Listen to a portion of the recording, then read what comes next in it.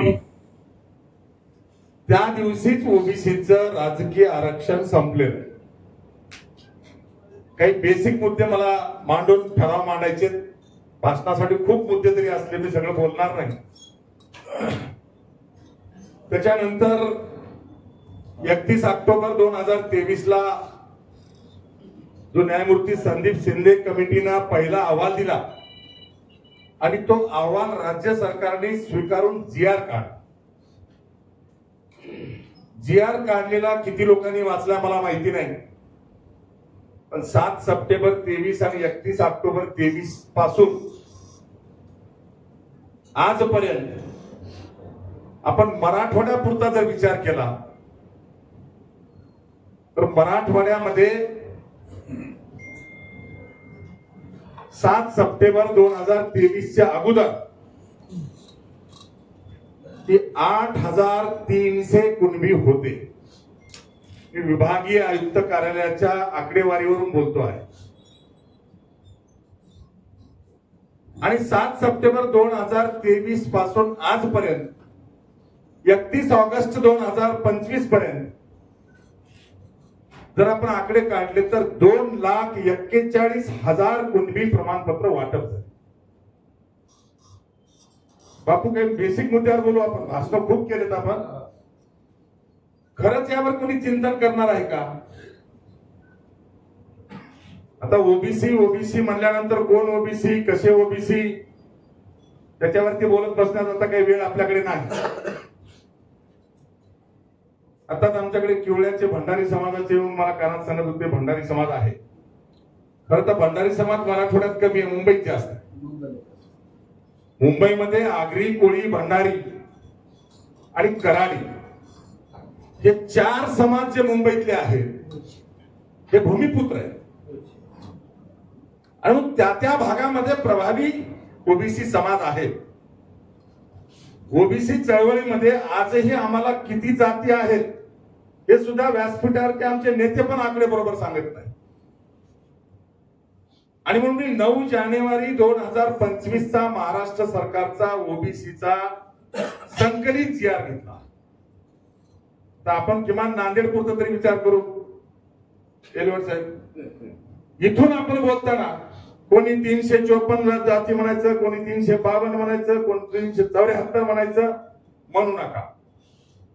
संकलित जाती काढल्यात आपल्याकडे. ओबीसी, एनटी, व्हीजेएनटी, एसबीसी या प्रवर्गामध्ये मोडणाऱ्या ज्या जाती आहेत त्या अनुक्रमांकी जीआर मधले जर काढले तर ते मुख्य जात आहे. आणि त्याच्या पुढे एक कॉलम दिलेला तत्सम जाती, किंवा त्याला आपल्या भाषेमध्ये पोट जाती म्हणून. महाराष्ट्रामध्ये ओबीसी, एनटी, व्हीजेएनटी, एसबीसी याला एकत्रित आपण ओबीसी म्हणू 27%. या एकूण 27%च्या ओबीसी आरक्षणामध्ये महाराष्ट्रामध्ये एकूण 358 मुख्य जाती आणि 503 उपजाती अशा एकूण 861 जाती आहेत. जसं आता आम्ही वाणी या जातीच्या पुढे लिंगायत वाणी, तत्सम जात. लिंगायत वाणीची काही संख्या कमी आहे का? असे भरपूर आहेत. भंडारीचा उल्लेख केला, कराडी, भंडारी, गोवारी, जसं तिकडे गाजलं तसं मुंबई ठाण्यामध्ये मोठा वर्ग यांचा आहे, मोठी संख्या आहे. पण त्यांना आम्ही ओबीसी आहोत हेच माहित नाही. आणि महाराष्ट्रामध्ये आता आपण आपल्या जातींचा एकत्रित आकडा देताना बापू 861 जाती मी मोजल्या, चार्ट बनवून मी दिला प्रश्न. त्यामुळे 861 जाती उपजाती ह्या ओबीसीच्या 27% मध्ये आहेत. आणि या ओबीसीच्या आरक्षणावर कोणी म्हणत असेल लेकरा बाळांसाठी, चुकीचं आहे. त्यांना लेकरा बाळांसाठी, नोकरीसाठी, शिक्षणासाठी आरक्षण पाहिजे असतं तर आकडेवारीनुसार ईडब्ल्यूएसचं 8.5% आरक्षण त्यांनी घेतलं. 10% आरक्षणापैकी 8.5% आरक्षण एकट्या मराठा समाजाचं आहे. त्याच्या उपर म्हणजे 85% झालं सर. त्याच्यानंतर सुद्धा एससीबीसीचं 10% आरक्षण आहे. आणि हे दोन्ही आरक्षण हे शिक्षण आणि नोकरीसाठी आहे. तरी आंदोलन चाललंय जरांगे पाटलाचं. याचा अर्थ काय? त्यांना गावगाड्यामध्ये पूर्ण गाव त्यांचं असताना एक सुताराचं घर सरपंच झालेलं पचत नाही, हा त्याचा अर्थ आहे. आणि त्यांचं आरक्षण जे आहे महाराज, त्यांना आरक्षण पाहिजे ते राजकीय आरक्षण पाहिजे. जरांगेंचा चेहरा पुढे, पाठीमागं घरंदाज घराणे, प्रस्थापित घराणे पाठीमाग आहे. आणि त्याची पहिली रिहर्सल उद्याच्या डिसेंबरमध्ये सुरुवात होणार आहे. मी उल्लेख केला की 8,300 कुणबीच्या नोंदी होत्या महाराष्ट्रात. आता आकडा पूर्ण काढायचा बाकी आहे. प्रमाणपत्र वाटप झालेला आकडा काढलाय तर 2,41,000 कुणबी प्रमाणपत्र मराठवाड्यात वाटप झालेत. आता कुठं तुम्ही उभा राहणार आहात? खुल्या जागेवर आहोत. तुमच्याच जागेवर उभं टाकायला धाडच नाही. खुल्यावर कधी उभं टाकणार आपण? आणि आपल्याला यावर गांभीर्याने विचार करावा लागेल. महाराष्ट्रात काय होईल ते आपण नंतर बघू. पहिली बैठक आहे. आपण भाषणबाजी किंवा जनजागृती हे करूच, नाही असं नाही, परंतु काही बेसिक मुद्द्यावर आज आपल्याला ठराव पास करायचा. आणि पत्रकार परिषद ठेवली आपण, प्रेस मधून आपण त्याला पब्लिश करू. मला असं वाटतं आपण नांदेड जिल्ह्यापुरतं आपल्याकडे एकूण जिल्हा परिषद सर्कल 65, त्यातले 17 सर्कल ओबीसीला, महिला असतील पुरुष असतील. आपण टार्गेट 17 सर्कलवर लक्ष केंद्रित करा पहिल्यांदा. म्हणजे आपल्या घरामध्ये घुसखोर येणार नाही याचं नियोजन, याचं प्लॅनिंग किंवा त्याचा आराखडा आपण चर्चेतून करावा, यासाठी आजची बैठक होती. जी जिल्हा परिषदेची 17 सर्कल आहेत, त्या तालुक्यातले पंचायत समितीचे गण आहेत, नगरपालिकांमधले वार्ड आहेत किंवा महानगरपालिकेतली नांदेड महानगरपालिका आपल्याकडे आहे, तिथली वार्ड आहेत. ज्या जागा ओबीसीला सुटल्या त्या ठिकाणाहून ओरिजिनल ओबीसीच निवडून आला पाहिजे. आणि आपण पहिला ठराव आज असा मांडू, कोण्याही पक्षाने बोगस कुणबी ओबीसीला उमेदवारी देऊ नये. सगळ्यांचं सहमत आहे? पहिला ठराव आपण मांडू, हातवर करून आपण त्याला संमती देऊ. नांदेड जिल्ह्यामध्ये कुठल्याही ओबीसीच्या जागेवर बोगस कुणबीला पक्षांनी उमेदवारी देऊ नये. ठराव लिहून घ्या कोणी ते, प्रेसला सांगायचे आपल्याला ठराव. पहिला ठराव. दुसरा ठराव, तर मी भाषण करणार नाही, पहिल्यांदाच सांगितलं, कारण भाषणाला माझ्याकडे खूप मुद्दे, एवढं बोलत बसलो तर तुम्ही थांबणार नाही, पत्रकारही थांबणार नाही. आपल्याला आज बेसिक मुद्दे प्रेसमधून पब्लिश करायचे. जसं पहिला ठराव झाला, आपण ठराव घेतला म्हणून राजकीय पक्ष आपला ऐकणार आहेत का? नाही. पण आपल्याला अधिकार आहे ठराव मांडायचा. आता पुढचा ठराव आपला असा आहे, जर असं असताना सुद्धा कोणत्याही राजकीय पक्षाने ओबीसीच्या आरक्षित जागेवर बोगस कुणबीला उमेदवारी दिली तर ओरिजिनल ओबीसी एससी एसटीनी त्यांना मताची फुल्ली सुद्धा देऊ नये. दुसरा ठराव मांडतो मी, की ज्या पक्षाने ओबीसीच्या जागेवर बोगस कुणबी प्रमाणपत्र धारकांना पक्षाची उमेदवारी दिली तर त्या प्रभागातल्या सर्कल मधल्या गणातल्या ओरिजिनल ओबीसी एससी आणि एसटी या मतदारांनी बोगस कुणबीला मताची फुली सुद्धा देऊ नये. मान्य असा हातवर करा. काय वाजवा. दुसरा ठराव झाला.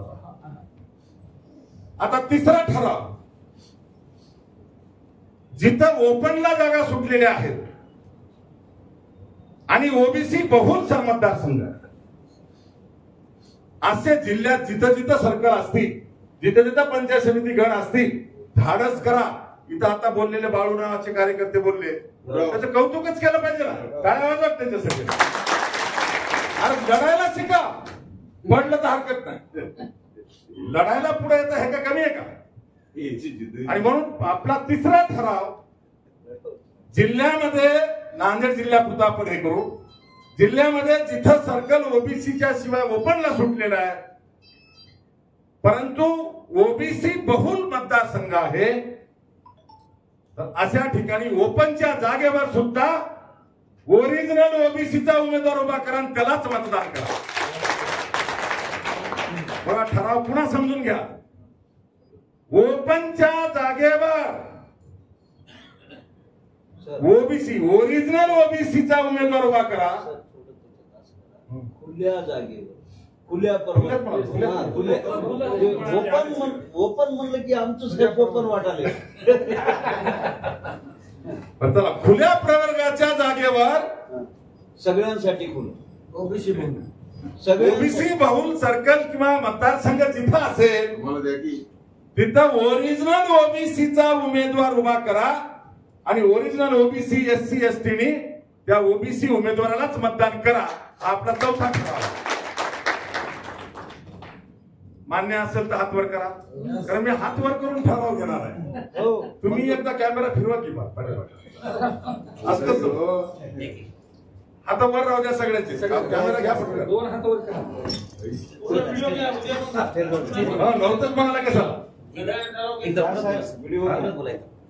पुन्हा रिपीट ठराव मानतो मी, जिथं सर्वसाधारण प्रवर्गाचा मतदारसंघ आहे पण ओबीसी बहुल मतदारसंघ आहे, अशा मतदारसंघामध्ये सर्वसाधारण जागेवर सुद्धा ओरिजिनल ओबीसीचा उमेदवार उभा करा आणि सगळ्या ओरिजिनल ओबीसी एससी एसटी त्यालाच मतदान करा. हा तिसरा ठराव आहे, चौथा ठराव आहे आणि या ठरावाला आपले सगळ्यांची मागणी आहे. आता याच्यानंतर किती झाले? 4 झाले. 5वा ठराव. आता 5वा ठराव महत्वाचा आहे. ओबीसीची जागा, ओबीसीच्या जागेवर ओबीसीचा एक प्रभावी उमेदवार निवडून येतोय हे लक्षात आलं ही प्रस्थापित मंडळी पैसे देऊन दुसरे 4 उभा करतात. अशा वेळेला जो ओबीसीचा सक्षम आणि ओबीसीचं हित बघणारा उमेदवार आहे अशाच उमेदवाराला ओबीसी एससी एसटी मतदान करा. हा माझा 5वा ठराव आहे. मंजूर असेल तर हात वर करा. 100% मंजूर आहे. 5 ठराव आज आपण मंजूर केले. आता त्याची सुरुवात माझ्यापासून झाली पाहिजे, ना. लोहा मतदारसंघामध्ये सगळे सर्कल ओपन झालेत. एलवार साहेबांनी ऑब्जेक्शन घेतलंय, लढायचंय, सोडायचं नाही. दोन्ही तालुक्यामध्ये एक सर्कल ओबीसी आहे, माळापूर. बाकी सगळे सर्कल ओपन आहे. आता मागच्या वेळी 2017च्या जिल्हा परिषद निवडणुकीला मी सावरगाव सर्कल मधून माझ्या भावाची पत्नीने अपक्ष उभा केली. आपल्याला माहिती आहे तेव्हा ते सर्कल ओबीसी महिला होता. चमत्कार बघा किती हुशार लोक आहेत वाड्यावरचे.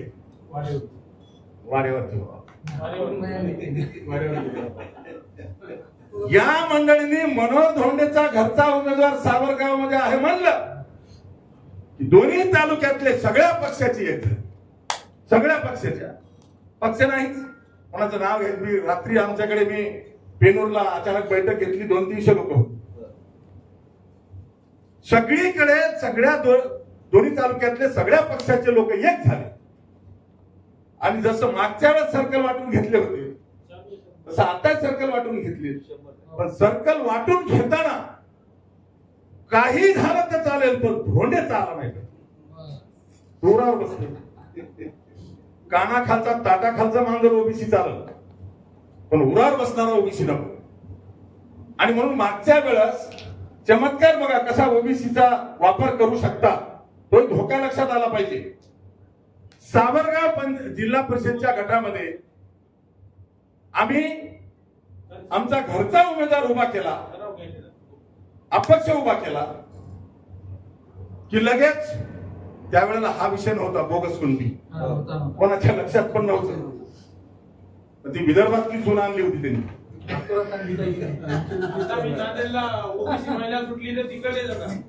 आता सोयरीकीकरण चालू आहे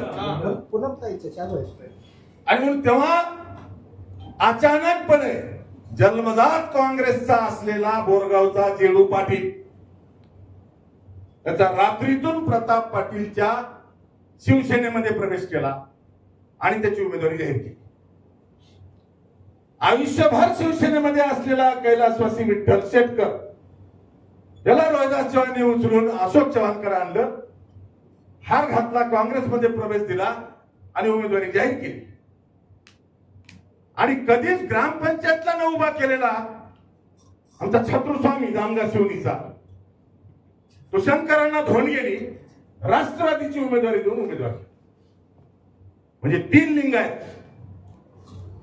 माझ्या घरचा उमेदवार विठ्ठल शेटकर, छत्रस्वामी, 3 उमेदवार लिंग आहेत आणि सगळ्यांनी मिळून एकच जेडू पाटील आणला, तो कुणबी प्रमाणपत्र. लढाई झाली, आम्ही लढलो, पैसे वाटले, सगळे एक झाले. आमच्या लोकांमध्ये जाऊन गावागावातले पाटलं सांगू लागले शेटकर साहेबांना आयुष्य घातलंय, एकदा त्याला बोलायला लावू. तिकडे आमच्या लोकांना सांगायचं, पाटल्याला सांगायचं आपला आपला जेडू पाटील. एवढी सगळी एकी केली तरीही 2017च्या निवडणुकीत सावरगाव सर्कल मध्ये आपला उमेदवार 300 मतांनी पडला. आम्ही रुपया वाटला नाही, फक्त 300 मतांनी पडला. आता उलट गणित आहे. आम्ही लोकांना रात्री बैठकीत सांगितलं 2017च्या निवडणुकीमध्ये जागा ओबीसीला होती, बोगस कुणबी येऊन निवडून आला. आता जागा ओपनला, ओरिजिनल ओबीसीला निवडून आणायची संधी आहे. आणि बदला घ्यायचा असेल तर सुरुवात माझ्यापासून, लोकांना सांगायचं नाही ज्ञान. तर मला तसंच आहे, मग सुरुवात करायची आपण. आणि सावरगाव सर्कल जिल्हा परिषदेचं ओपनला जरी असलं तरीही सेवा जनशक्ती पार्टीकडून माझा उमेदवार ओपनच्या जागेवर ओबीसीचा उमेदवार देण्याची घोषणा मी केली का. आता अशीच हिंमत सगळे ओबीसी दाखवू आपण. हार जीत बघू नंतर काय होईल ते, 2 मिनिटात संपवतो. हार जीत काय आहे ते नंतर बघू, पण लढायला शिका. मी 2008 पासून 17 वर्ष झाले, लोकांनी मतं दिले नाही तरी मी त्यांच्या उरावर आहे आणि चळवळ कधी सोडायची नाही. 2 सप्टेंबर 2025चा GR हा एवढा बोगस GR आहे, तो रद्द 110% होणार आहे, काळजीच करू नका. 110% होणार. पण गनिमी कावे चालतात, कारण मनोहर धोंडे कायद्याचा पक्का आहे हे इथं नाही, फडणवीस पर्यंत माहिती आहे. आणि म्हणून जेव्हा 2 सप्टेंबरला GR 4 वाजता दिला, महाराष्ट्रात भुजबळ साहेबांना सुद्धा 2 GR मी दिले. 4 वाजता जरांगेला GR आणून दिला 5 कॅबिनेट मंत्र्यांनी, राधाकृष्ण विखे पाटला सहित. तो GR आणून दिल्याच्या नंतर GR यांच्या तथाकथित सल्लागारांनी वाचला आणि मग सांगितलं की त्यातला पात्र शब्द काढा. मराठा समाजातील पात्र व्यक्तींना असा तो शब्द होता. पात्र काढा म्हणजे अपात्रला द्या, असा त्याचा अर्थ आहे. आणि मग त्यांनी त्याला आक्षेप घेतला आणि त्या GR मधला पात्र शब्द वगळावून आणि 20 मिनिटांमध्ये त्या शासनाच्या GAD डिपार्टमेंटच्या कॉम्प्युटरमध्ये पात्र शब्द वगळून वर्षा देशमुख नावाच्या डेप्युटी सेक्रेटरीचा सही करून GR आला. जसं काय बाजारातले टमाटे मागे आणायचे. GR कशाला म्हणतात? बांधवांनो, GR कॅबिनेटनं मंजुरी दिल्याशिवाय काढताच येत नाही. कोणालाही काय वाटू द्या, कॅबिनेटनं मंजुरी दिलेली नाही. आमच्या मुख्यमंत्र्यांनी सांगितलं राधाकृष्ण विखे पाटलाच्या समितीला आम्ही अधिकार प्रदान केले. घटना आपल्या घरी नाही, बाबासाहेबांची घटना अशी आहे की कॅबिनेटचा निर्णय कॅबिनेटनेच घ्यावा लागतो, त्याचा अधिकार कोणालाही प्रदान करता येत नाही. तसं असतं ते एकट्या मुख्यमंत्र्याला अधिकार प्रदान केले असते. आणि म्हणून घटनात्मक दृष्टीनं काढलेला GR हा अवैध आहे. बेसिक पहिला GR आणला, दुसरा 20 मिनिटांमध्ये पात्र शब्द वगळून दुसरा GR आणला. त्या उपसमितीचा अध्यक्ष राधाकृष्ण विखे पाटील आणि 5 कॅबिनेट मंत्री जरांगेच्या स्टेजवरच आहे.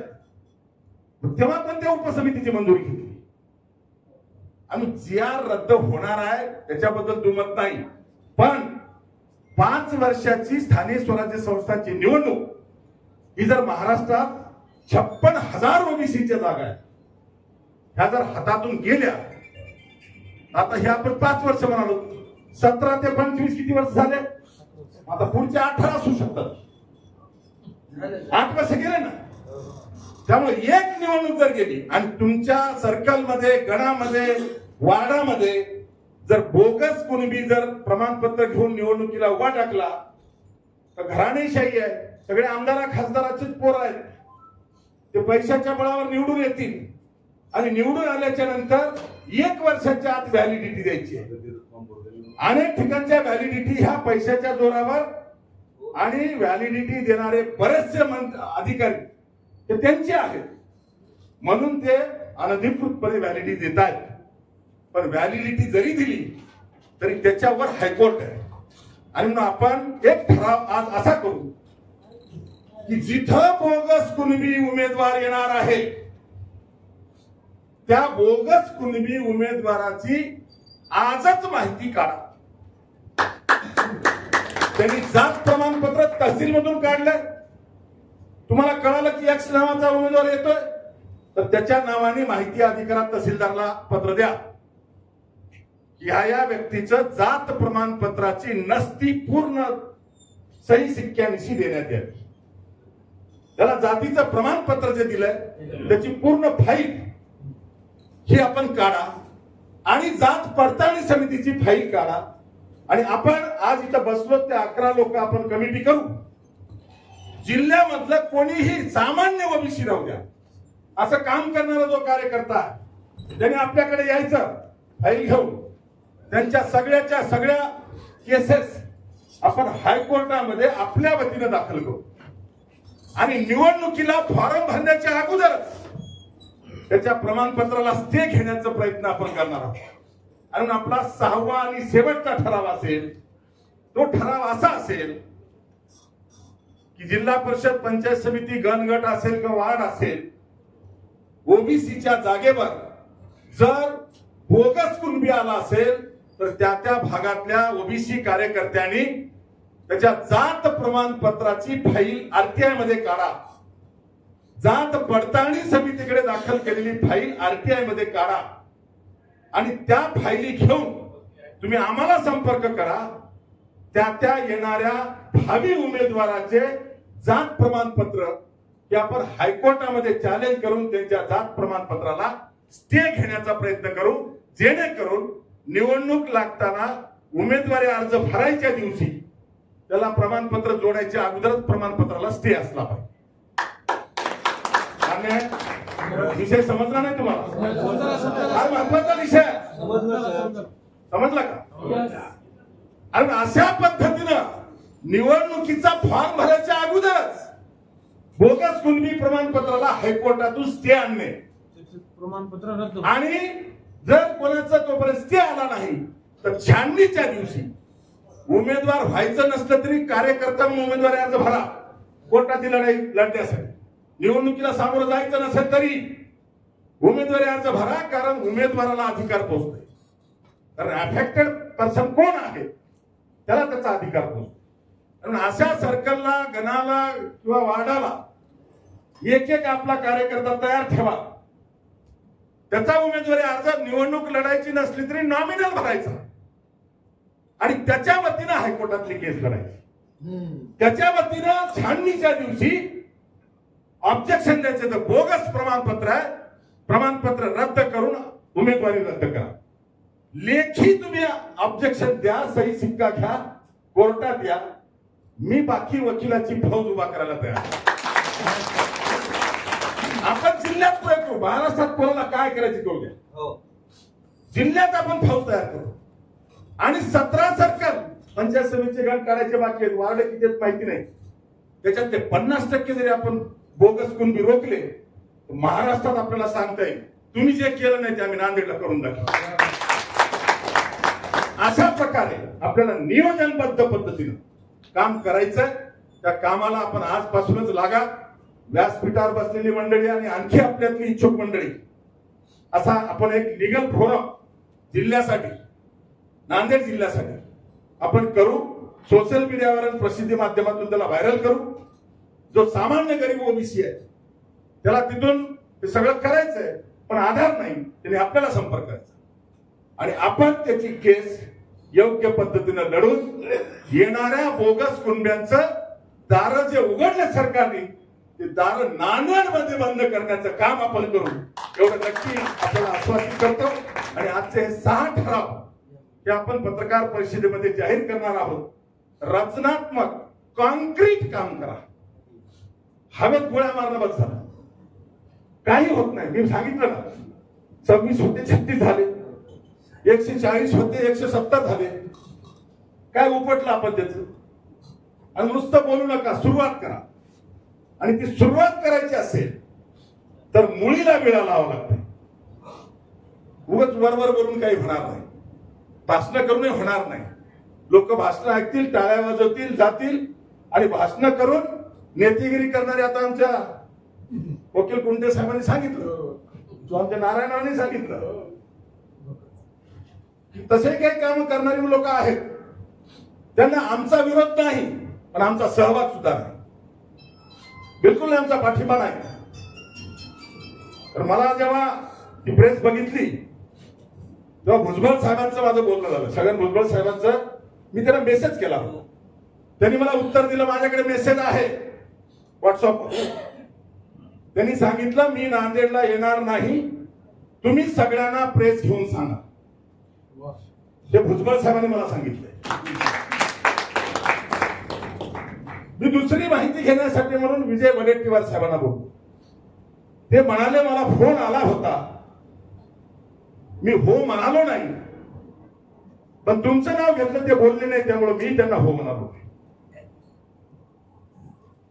आजही माझं बोलणं झालंय विजय वडेट्टीवार साहेब सुद्धा येणार नाहीत.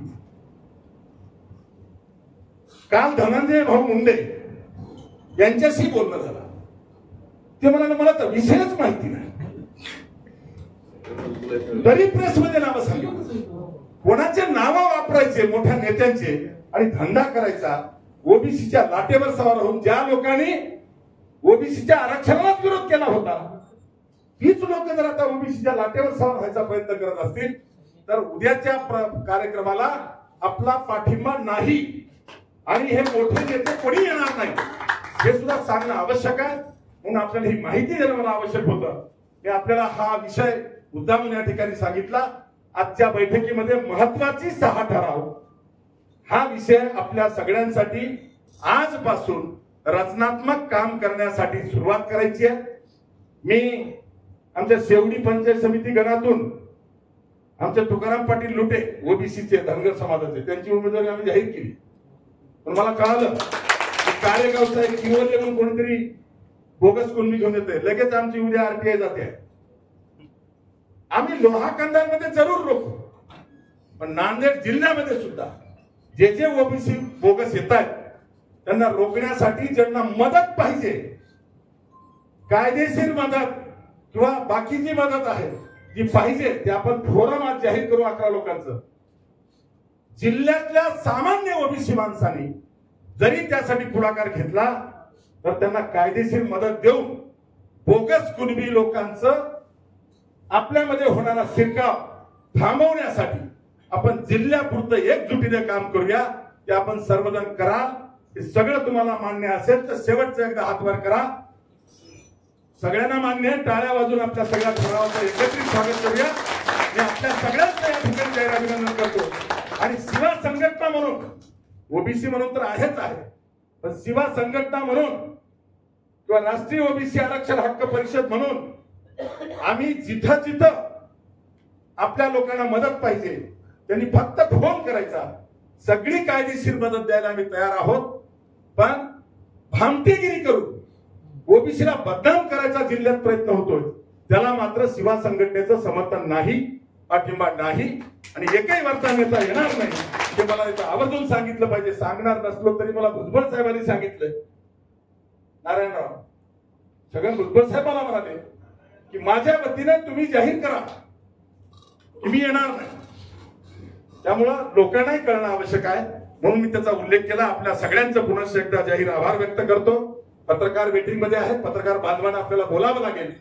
आपल्या पत्रकारांचं बोलणं होईपर्यंत आपण सगळे मावळे याच ठिकाणी थांबायचं. चहा घेतल्यानंतर सगळेजण इथून प्रस्थान करू. पुन्हा एकदा आपल्या सगळ्यांचं जाहीर आभार व्यक्त करतो आणि थांबतो. जय हिंद, जय महाराष्ट्र, जय शिवा, जय ओबीसी.